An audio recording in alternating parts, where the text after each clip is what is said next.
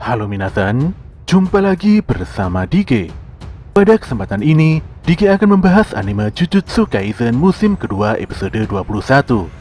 Tak bosan-bosannya Dike menyarankan agar kalian bisa menonton anime ini secara langsung karena dijamin kalian pasti puas dan tentu saja memiliki pengalaman nonton tersendiri. Tapi jika kalian gak ada waktu, maka mampir ke sini adalah pilihan yang paling tepat. Karena Dike dengan senang hati akan menceritakan semua kisahnya untuk kalian semua.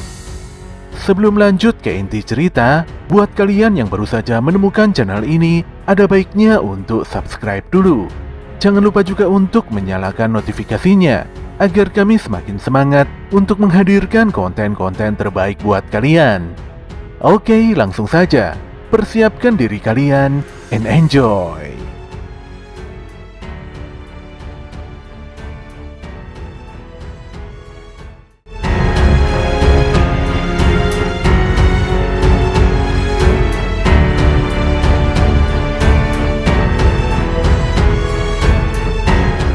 Serangan teknik penggabungan jiwa milik Mahito benar-benar sangat brutal.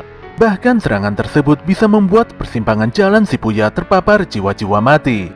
Melihat Mahito yang hanya mengajak Itadori saja untuk berduel, tentu saja membuat Todo merasa diremehkan. Dia lantas menepukkan tangannya dan menukar posisi Mahito dengan Itadori. Ketika Mahito berpindah tempat, tanpa pikir panjang si Todo langsung mengunci tubuhnya. Dan bersamaan dengan itu, Itadori langsung melesatkan tendangan kuatnya pada kepala Mahito. Sayangnya tendangannya meleset karena Mahito secara refleks memotong kepalanya sendiri. Tubuh bagian bawah Mahito lantas menumbuhkan mata siput dan menyerang Itadori beserta Todo dengan tentakel-tentakel tajamnya. Sementara itu kepalanya terus menggelinding dan berlarian sambil tertawa-tawa menumbuhkan tangan dan kaki. Sedetik kemudian Mahito pun berhenti. Dia lantas melakukan penggabungan sejumlah jiwa dengan respon perlawanan yang lemah, dan setelah itu mengubahnya menjadi sosok isomer roh polimorfik atau Kikon Iseitai. Sosok Kikon Iseitai yang baru saja bertransformasi ini langsung berlari dan menyerang Todo. Todo sendiri nampak santai karena tingkat kekuatan manusia yang diubah tidaklah seberapa. Lelaki kekar ini pun berencana menghabisi Kikon Iseitai dengan segera, supaya bisa kembali fokus menghadapi Mahito. Namun dugaannya salah besar.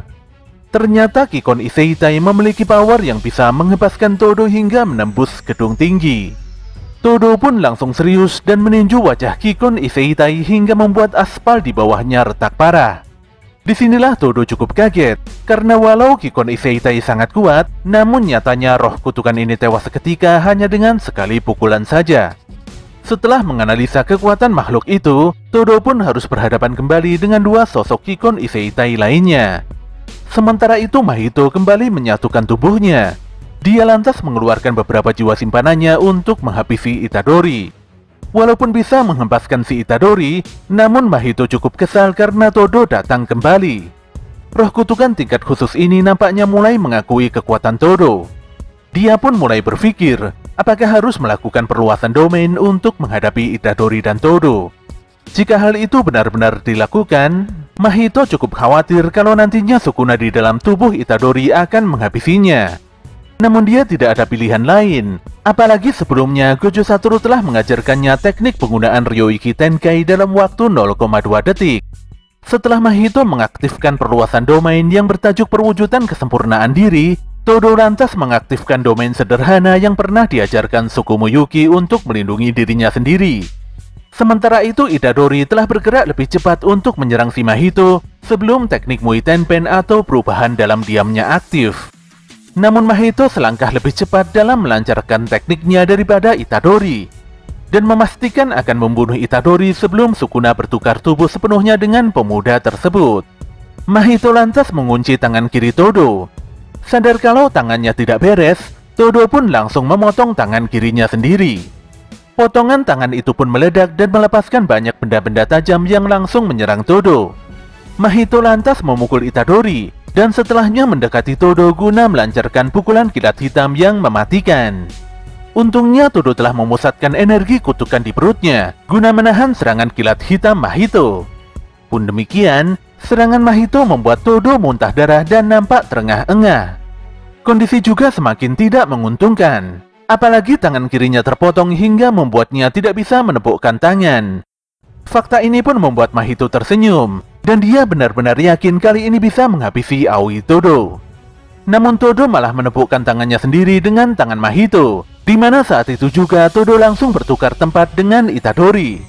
Tanpa basa-basi, Itadori langsung melesatkan tinju kilat hitamnya di wajah Mahito, yang tentu saja membuat Mahito langsung terjungkal parah. Todo pun hanya bisa tersenyum, walau tangannya nampak melepuh parah setelah bersentuhan dengan tangan Mahito. Dia lantas pingsan di tempat, setelah memandangi Itadori yang masih terus berjuang melawan Mahito.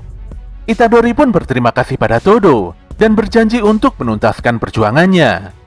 Mahito sendiri sangat kesal karena di saat-saat krusial begini malah terkena kilat hitam. Dia juga mengutuk Todo karena selalu membuatnya marah hingga detik terakhir. Dia pun mengeluarkan teknik perubahan dalam diam dan menggunakannya pada dirinya sendiri. Tubuhnya pun meledak dan setelahnya berubah menjadi monster berotot, yaitu raga roh instan dari pembunuhan terdistorsi atau Hensetsu Soku Reitai. Keduanya pun kembali bertarung dan saling menyerang satu sama lain. Itadori pun cukup kaget menyadari tubuh Mahito sangat keras, dan bahkan lebih keras dari sisik darah milik Joso. Pemuda ini pun terpaksa mundur setelah menerima serangan Mahito yang membuat lengan kirinya berdarah. Mahito lantas mengejar Itadori, dan keduanya kembali melancarkan berbagai serangan jarak dekat dengan pergerakan yang sangat cepat. Dalam satu momen, Mahito nampak menyombongkan kekuatan fisiknya, dengan membiarkan Itadori melepaskan banyak pukulan di tubuhnya. Dia bahkan menjengkeram Itadori dan menabrakkannya ke tanah, hingga menembus selokan bawah tanah. Itadori nampak berpikir sejenak tentang bagaimana caranya untuk mengalahkan Mahito. Dia pun meyakini bahwa teknik kilat hitam dengan energi kutukan terbesar adalah satu-satunya cara untuk membereskan Mahito. Tanpa diduga Mahito nampak muntah darah. Ternyata kilat hitam Itadori telah memberikan damage yang cukup fatal setelah Mahito menggunakan perluasan domainnya. Mahito nampak menghentakkan kakinya hingga membuat ombak besar yang menabrak tubuh Itadori. Dia pun langsung menyerang walau Itadori telah menyiapkan teknik kilat hitamnya. Keduanya pun saling beradu tinju kilat hitam. Namun tinju Itadori masih terus menerjang, walau Mahito melepaskan sebagian cangkang yang menyelimuti tubuhnya. Mahito pun kembali menyerang, namun dia sangat terkejut menyadari efek pukulan Itadori yang terlambat. Itadori pun terus menyiapkan kilat hitam sambil menyelimuti kepalan tangannya dengan energi kutukan. Namun di tengah-tengah pertarungan tersebut, tanpa disangka Todo kembali bangkit dan menepukkan tangannya yang nampak terluka parah. Namun tepukan tersebut tidak membuat Itadori ataupun Todo berpindah tempat dan malah mengaburkan serangan Mahito. Todo pun mengungkapkan bahwa teknik bagi wakinya telah tiada setelah kehilangan salah satu tangannya. Tanpa menyia-nyiakan waktu, Itadori pun mendekati Mahito dan melesatkan tinju kilat hitam berkekuatan supernya pada roh kutukan tersebut. Mahito pun menjerit sangat keras dan muntah-muntah darah. Kilat hitam membuatnya terjungkal dengan begitu parah, dan bahkan wujud Hensetsu Soku Reitai-nya pun juga ikut menghilang. Mahito pun sangat terperanjat ketika menyadari bahwa dia sudah tidak memiliki cadangan manusia transfigurasi lagi di dalam tubuhnya. Disinilah Itadori mengakui kalau dirinya memang sama seperti Mahito. Walau sebelumnya tidak memahami maksud Mahito, namun saat ini Itadori begitu yakin untuk membunuh Mahito. Jika pada suatu hari nanti Mahito terlahir lagi sebagai kutukan baru, Itadori tidak segan untuk membantainya.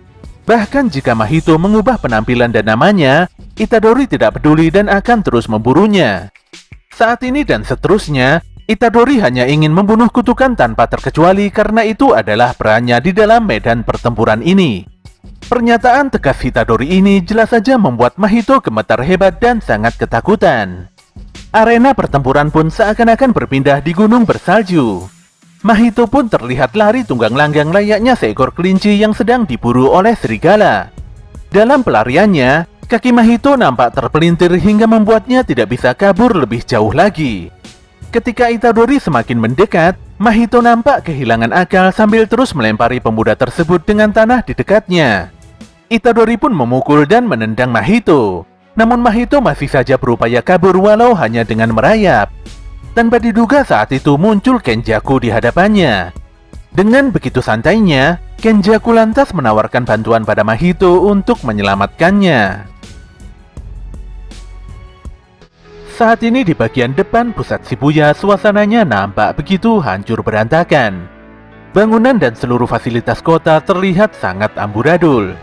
Di tengah puing-puing bangunan hancur tersebut, terlihat sosok panda mode gorila yang tengah bingung mencari-cari si Kusakabe. Dia pun akhirnya menemukan Kusakabe yang tengah bersembunyi di salah satu puing bangunan. Kusakabe pun nampak kesal ditolong panda. Dia lantas mengatakan pendapatnya tentang Itadori Yuji yang mampu mengendalikan Sukuna. Bagaimanapun juga, Sukuna telah membuat situasi semakin tidak terkendali seperti saat ini. Kusakabe pun dengan jujur menyampaikan bahwa dia tidak akan pernah memihak Itadori dan dia malah mendukung jika Itadori dihukum mati. Apalagi Kuju Satoru yang selama ini melindungi Itadori telah menghilang. Scene pun berpindah di Kuala Lumpur, Malaysia, tepatnya di Menara Kembar Petronas. Anehnya, Mei Mei dan Uwi Uwi nampak berada di dalam salah satu kamar bangunan megah tersebut. Padahal sebelumnya mereka tengah bertarung melawan Kenjaku di Shibuya. Sedetik kemudian Mei Mei mendapatkan telepon dari salah satu rekannya di Jepang. Mei Mei lantas mengungkapkan bahwa dirinya hampir terbunuh dan terpaksa kabur dari pertarungan dengan menggunakan teknik kutukan milik Uwi Uwi. Dia pun menyarankan agar rekannya segera menjual semua asetnya di Tokyo mengingat situasi saat ini sudah sangat buruk. Mei Mei yakin bahwa satu persatu negara maju pasti akan segera mengalami dampak negatif akibat insiden yang ada di Jepang. Adegan pun berpindah pada Choso, di mana dia nampak terbangun dari pingsannya setelah mengingat sosok Itadori yang terlintas dalam ingatannya. Sambil menitikkan air mata, dia pun segera bangkit dan ingin mencari tahu identitas sebenarnya dari Itadori Yuji. Di waktu yang sama, Kenjaku kembali menawarkan bantuan pada Mahito untuk menyelamatkannya. Ketika mendengar Mahito menyerukan nama Geto, Itadori pun langsung berlari dan meneriaki Kenjaku agar mengembalikan Pak Gojo. Kenjaku pun mengeluarkan salah satu roh kutukannya, yaitu seekor ikan lele yang langsung menyeruak masuk ke dalam tanah. Tanpa diduga ikan tersebut muncul di bawah Itadori dan seperti hendak menelan pemuda tersebut secara bulat-bulat. Walau itu hanya ilusi, namun Itadori benar-benar sangat tersentak. Tanpa banyak berpikir, Itadori pun kembali melompat dan menyerang Kenjaku. Namun dia tertahan oleh serangan roh kutukan kelabang yang membuatnya bersimbah darah. Kenjaku lantas mengisahkan tentang parade malam 100 iblis setahun yang lalu, di mana saat itu Geto bertarung habis-habisan melawan Yuta Okutsu. Namun Itadori tidak peduli dan tetap memaksa Kenjaku untuk melepaskan Gojo Satoru. Tanpa diduga Mahito menyerang Kenjaku dari belakang, walau serangan tersebut bisa dihindari Kenjaku dengan mudah. Roh kutukan tingkat khusus ini sebenarnya telah mengetahui rencana Kenjaku. Namun tanpa banyak bicara, Kenjaku lantas menyucikan Mahito dan mengubahnya menjadi sebuah bola kutukan. Di depan Itadori, Kenjaku membahas tentang Gokunoban atau teknik tertinggi dalam dunia Jujutsu, di mana teknik tersebut berbeda dengan teknik perluasan domain dan merupakan dasar dari berbagai teknik yang ada. Gokunoban milik Geto atau Kenjaku ini adalah Uzumaki, di mana teknik tersebut bisa menyatukan seluruh roh menjadi satu, serta membentuknya jadi energi kutukan super padat untuk menyerang. Meski berkekuatan besar, namun Uzumaki meniadakan keuntungan manipulasi roh dan mengorbankan keberagaman serangan yang membuat Kenjaku kurang tertarik menggunakannya. Namun dia sadar bahwa kekuatan Uzumaki akan benar-benar terlihat setelah menggunakan roh kutukan tingkat khusus. Kenjaku pun menelan bola kutukan Mahito dan menyerap seluruh kekuatannya. Tanpa diduga Nishimiya Momo sudah berada di atas Kenjaku, dan dia memberikan sinyal pada rekan-rekannya untuk segera menyerang. Tanpa banyak berpikir, Norito Shikamo pun melesatkan ratusan anak panahnya pada Kenjaku. Demikian juga dengan Mai Zenin yang langsung menembakkan senapan laras panjangnya. Sayangnya serangan keduanya meleset dan berhasil dihentikan oleh Kenjaku. Dengan sangat serius, Miwa yang sudah berada di belakang Kenjaku berusaha mengeluarkan pedangnya untuk menyelesaikan pertarungan. Namun dia sangat tersentak ketika menyadari bahwa Kenjaku sangatlah kuat dan mampu menahan tebasan katananya.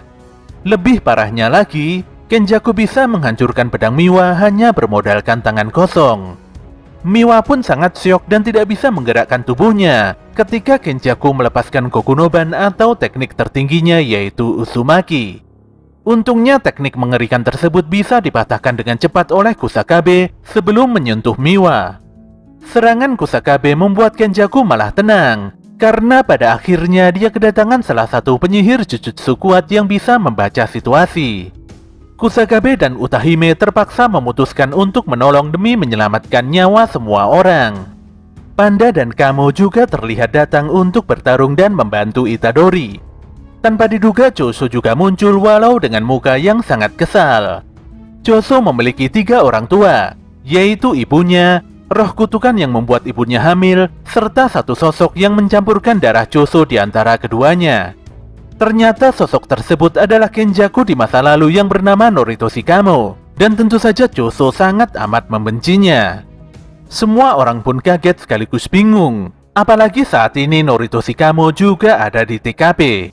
Utahime pun menjelaskan bahwa Noritoshi Kamo adalah aib klan Kamo, dan dia adalah penyihir Jujutsu paling buruk dalam sejarah. Jika apa yang dikatakan Choso benar adanya, maka bisa dipastikan bahwa makhluk yang mengendalikan tubuh Kido Suguru sudah berumur lebih dari 150 tahun. Sementara itu Kusakabe nampak tertekan. Dia pun meyakini bahwa Kenjaku memiliki teknik penghalang dan senjata kutukan yang di luar nalar. Kenjaku lantas mengakui bahwa Noritoshi Kamo adalah salah satu dari sekian banyak namanya. Dia tidak peduli mau dipanggil dengan sebutan apa saja. Mendengar jawaban itu membuat Choso semakin jengkel. Dia sangat marah karena Kenjaku dengan sengaja membuatnya bertarung melawan adiknya sendiri, yaitu Itadori Yuji. Ketika Choso hendak menghajar Kenjaku, saat itu juga muncul Uraume yang langsung menghentikannya. Shin pun berpindah dan mengisahkan bahwa Choso memiliki teknik kutukan yang bisa merasakan keanehan pada adik-adiknya. Tidak peduli sejauh apapun jaraknya, Choso bisa merasakan semua hal selama makhluk tersebut memiliki hubungan darah dengannya. Ketika Nobara dan Itadori menghabisi kedua adiknya, Choso pun langsung menyadarinya. Choso juga memiliki perasaan yang sama ketika Itadori yang berada di hadapannya akan meninggal dunia. Dia sangat panik, terpukul dan mengalami kesedihan yang luar biasa. Dengan kata lain, Itadori adalah sosok adik yang memiliki hubungan darah dengan Choso. Tentu saja hal ini membuat Itadori bingung. Choso lantas bersiap dengan teknik manipulasi darahnya untuk melawan Kenjaku dan Uraume hanya demi menjalankan perannya sebagai seorang kakak dalam melindungi adik yang disayanginya.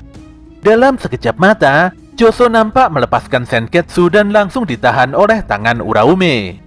Dia juga membelah tanah di sekitar Kenjaku dan melesatkannya ke langit untuk mengurungnya. Dia lantas menyusul Kenjaku dan kembali menyabetkan Senketsunya, walau si Kenjaku begitu mudah menghindarinya dengan menumpangi roh kutukan ikan pari. Choso begitu serius mengamati pergerakan Kenjaku di langit sambil sesekali melesatkan Senketsu serta serbuan jarum darahnya. Namun Kenjaku sangat cepat, dan dia berhasil memukul mundur Choso sambil mengerahkan beberapa roh kutukannya. Choso pun terjatuh, namun dia berpijak pada darahnya sendiri dan melesat kembali ke atas untuk melanjutkan pertarungan. Namun Kenjaku sangat lincah, dan bahkan serangan jarak dekat tidak mampu melumpuhkannya. Semua serangan Choso berhasil dimentahkan Kenjaku dengan mudah. Kenjaku pun meminta Choso untuk bersantai, karena faktanya Choso sudah kelelahan setelah bertarung melawan Itadori. Namun Choso tidak peduli, karena itu bukanlah alasan baginya untuk tidak bertarung demi adiknya. Sambil menyaksikan pertarungan kacau di hadapannya, Panda pun menanyai Itadori apakah si Choso memang saudaranya. Tentu saja Itadori langsung menepiskan hal itu karena sebelumnya Choso berusaha membunuhnya. Itadori dan Kamo pun akan memanfaatkan kesempatan ini untuk menyerang dengan Panda sebagai porosnya karena Panda masih memiliki 2 nyawa yang tersisa. Bagaimanapun caranya, mereka harus merebut alam penjara dari Kenjaku. Namun saat hendak beraksi, semuanya nampak terkejut karena Uraume mengaktifkan teknik formasi es yang bisa memenjarakan semua orang dalam balutan es yang sangat kuat. Lebih buruknya lagi, elemen es tersebut levelnya sangat tinggi sekali.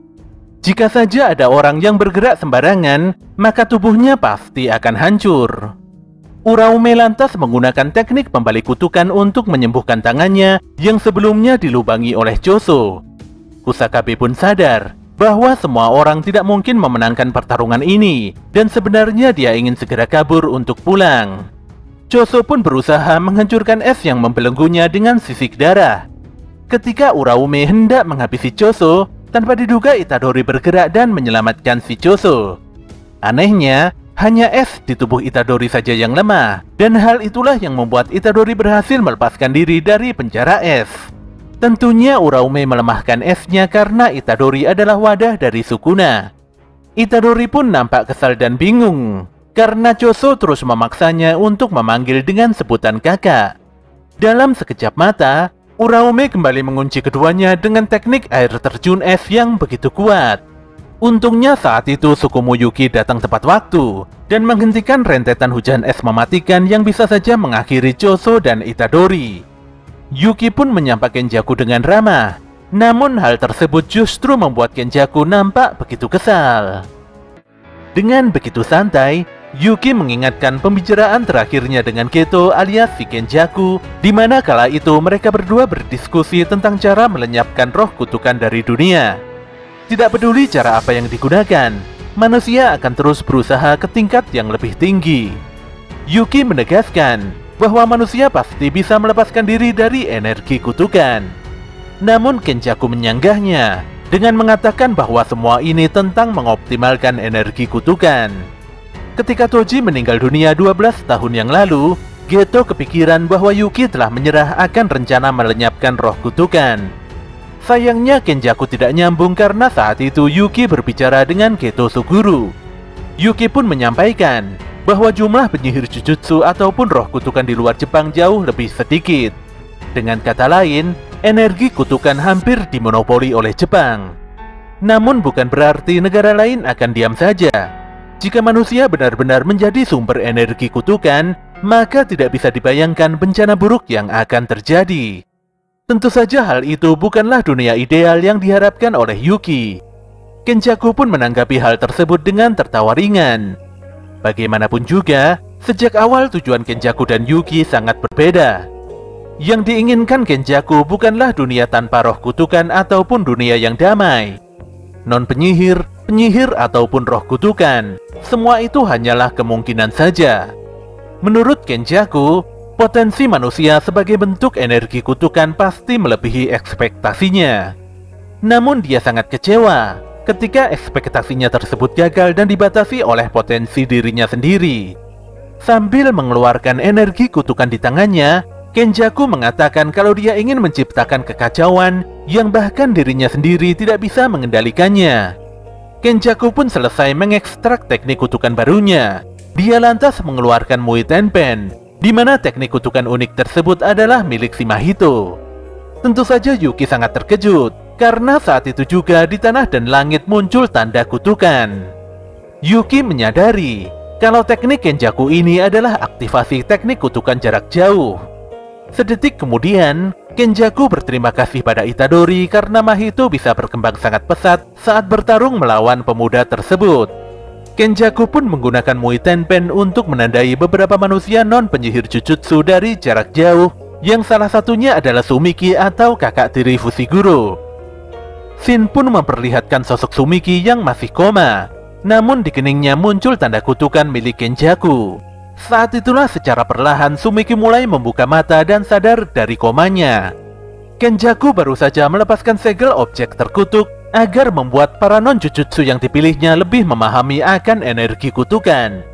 Parahnya, Kenjaku akan memaksa mereka semua untuk saling membunuh satu sama lain. Dengan kata lain, Kenjaku telah melepaskan 1000 Itadori Yuji dengan jiwa yang jahat. Yuki pun meremehkan rencana Kenjaku yang menurutnya tidak masuk akal. Namun Kenjaku langsung menyanggahnya dengan argumentasi berbeda. Fakta ini pun membuat Yuki benar-benar kesal dan ingin segera menghajar si Kenjaku. Tanpa diduga penjara es Uraume menghilang dan membuat Itadori dan yang lainnya bebas. Uraume nampak kelelahan padahal dia menggunakan teknik pembalik kutukan untuk memulihkan kondisi tubuhnya. Ternyata di dalam es Uraume mengandung teknik tusukan darah Choso yang sangat beracun. Kini semua orang kecuali Kusakabe nampak berusaha memulihkan diri masing-masing agar bisa bertarung kembali. Kenjaku pun melanjutkan bahwa objek terkutuk yang dipilihnya adalah sisa-sisa dari penyihir Jujutsu yang dikontraknya sejak ribuan tahun yang lalu. Namun kontrak tersebut sudah tidak berlaku sejak Kenjaku mendapatkan tubuh Geto Suguru. Dengan serius, Kenjaku memastikan bahwa inilah dunia masa depan yang diinginkannya. Dia lantas melepaskan ribuan roh kutukan besar serta berpamitan pada Itadori sambil menunjukkan kotak alam penjara yang menyegel Gojo Satoru. Jelas saja Itadori histeris dan berusaha menyelamatkan gurunya. Kenjaku sangat menantikan perkembangan Itadori. Dia juga mengatakan pada Sukuna kalau era keemasan sihir seperti era Heian akan segera kembali. Shin pun berpindah di Tokyo, di mana siaran TV menyebutkan tentang munculnya fenomena aneh beberapa hari yang lalu. Media pun berhasil merekam fenomena itu di lapangan dan menyiarkan videonya pada khalayak ramai. Di dalam video tersebut, diperlihatkan terjadinya pemadaman listrik skala besar dengan alasan yang tidak jelas. Selain itu, pihak-pihak terkait juga sangat sulit dihubungi. Namun sayangnya, hingga saat ini pemerintah masih belum memberikan pernyataan apapun. Pemerintah pun mengkonfirmasi bahwa ada salah satu distrik yang sudah hancur. Bahkan kepala sekretaris kabinet dan seluruh deputi perdana menteri tidak diketahui kondisinya.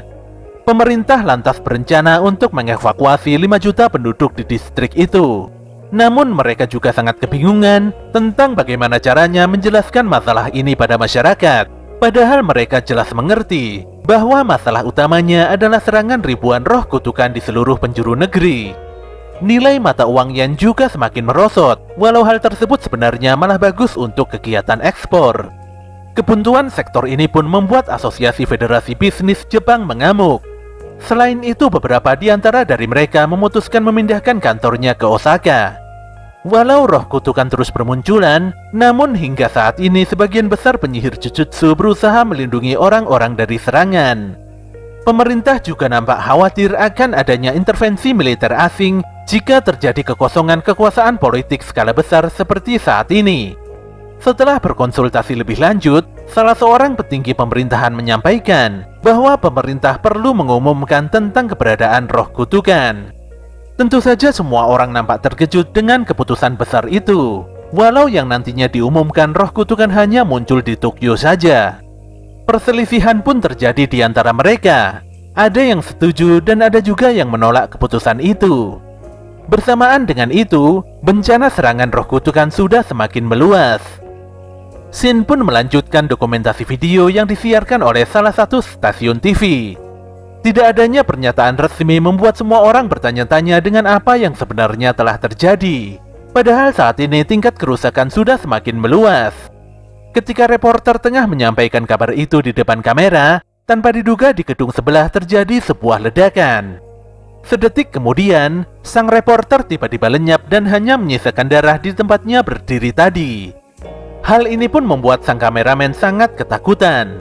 Dia pun akhirnya tewas setelah diserang oleh roh kutukan. Lebih parahnya lagi, roh kutukan jelas-jelas memangsa para manusia yang belum menyadari tentang ancaman mengerikan ini. Sementara itu, ketika hari mulai petang, terlihat seorang bocah sendirian di dalam sebuah minimarket. Saking laparnya, bocah ini pun makan nasi kotak dengan begitu lahap tanpa memperdulikan kondisi di sekitarnya. Pandangan matanya pun mengarah pada pintu minimarket, di mana di sana muncul sosok bayangan putih yang terus saja memanggilnya untuk mendekat.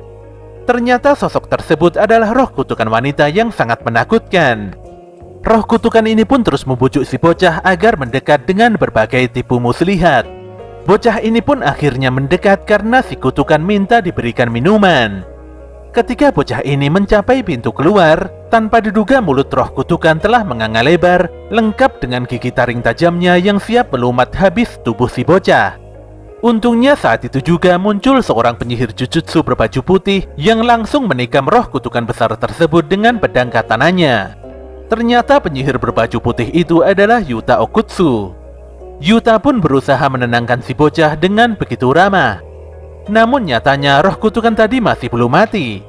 Dan saat si kutukan hendak menyerang Yuta dari belakang, saat itu juga dia dibantai habis oleh roh kutukan Rika. Shin pun berpindah pada Yuta Okutsu, di mana pemuda ini tengah disidang oleh para petinggi penyihir Jujutsu. Para petinggi nampaknya masih belum mempercayai Yuta. Walau pemuda ini telah membantai banyak sekali roh kutukan, mereka pun mengusulkan untuk melakukan ikatan sumpah pada Yuta, walau Yuta sendiri nampaknya sangat tidak peduli. Yuta hanya sangat geram karena Sukuna telah memotong lengan Inumaki di Shibuya. Dengan sangat serius, Yuta berjanji akan membunuh Itadori Yuji yang merupakan wadah Sukuna, tidak peduli walau Itadori adalah murid dari Pak Gojo yang sangat dihormatinya. Saat ini telah muncul beberapa pemberitahuan penting dari markas Jujutsu. Yang pertama adalah tentang informasi bahwa Geto Suguru masih hidup. Tentu saja hukuman mati telah diterapkan kembali pada kriminal tersebut. Informasi yang kedua, Gojo Satoru dijadikan sebagai salah satu pelaku atas insiden Shibuya. Hal ini pun membuat Gojo dikeluarkan secara paksa dari dunia penyihir Jujutsu, dan jika ada orang yang berusaha melepaskannya dari alam penjara, maka orang itu juga dianggap sebagai penjahat. Yang ketiga, Pak Yaga Masamichi dituduh telah menghasut Gojo Satoru dan Geto Suguru dalam insiden Shibuya. Hal ini pun membuat Pak Yaga dijatuhi hukuman mati. Kemudian yang keempat, penangguhan hukuman mati Itadori Yuji telah disiapkan. Jadi mau tidak mau Itadori akan langsung dihukum mati. Informasi yang kelima pun menyebutkan bahwa Yuta Okutsu yang merupakan penyihir Jujutsu tingkat khusus telah diangkat menjadi eksekutor untuk mengakhiri nyawa Itadori Yuji. Hingga saat ini bencana roh kutukan nampak semakin meluas dan tidak bisa dikendalikan. Shin pun beralih pada Itadori yang terlihat berjalan sendirian sambil menyorotkan lampu senternya. Ketika fajar mulai menyingsing, Itadori pun mengangkat kedua lengan dan menepukkan tangannya. Tanpa diduga sekumpulan roh kutukan besar tiba-tiba muncul dan hendak menyerangnya.